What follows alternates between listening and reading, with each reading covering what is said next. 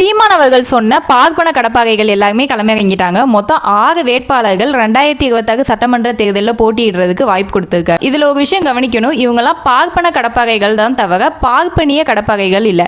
அடிப்படையில் சாதிய ஏற்றத்தாழ்வுகளை கடந்து தமிழக ஒன்று கூடி தமிழ் தேசிய சிந்தனைக்குள்ள வந்த தமிழ் பார்ப்பனர்களுக்கு தான் சீமானவர்கள் வாய்ப்பு கொடுக்கும். இதை சீமானவர்கள் ஏன் செஞ்சாங்க தெரியுமா? இந்த திராவிட கட்சிகள், குறிப்பா இந்த திமுக கட்சியெல்லாம் பார்ப்பன வெறுப்பை மட்டும் முன்னிலையா வச்சு இவ்வளோ ஆண்டு காலமா ஆட்சி பண்ணிக்கிட்டு இருக்கு. மகாகவி பாரதியாரே ஒரு பார்ப்பனராக பிறந்துட்டாங்க காரணத்தினால சமூக சீர்திருத்தவாதிய சனாதானியா பிராண்ட் பண்ணி தமிழ்நாட்டில் பொழப்பு ஓட்டிக்கிட்டு இருக்கு. ஒரு குறிப்பிட்ட சமூகத்திலிருந்து சட்டமன்றத்தில் ஒரு ஆள் கூட இல்லை, அதாவது பிராமண சமூகத்திலிருந்து சட்டமன்றத்தில் ஒரு ரெப்ரசன்டேஷன் கூட இல்லைங்கிறது சமூக நீதி சமத்துவத்தோட வீழ்ச்சி.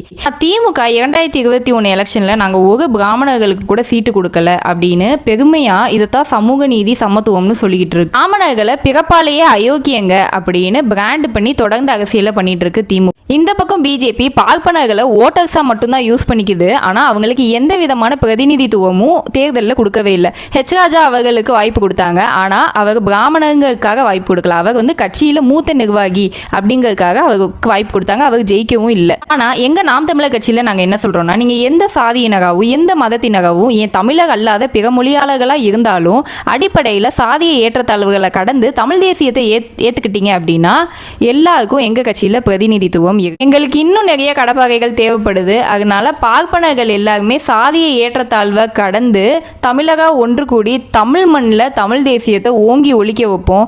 திராவிடர்களை ஓட விடுவோம்.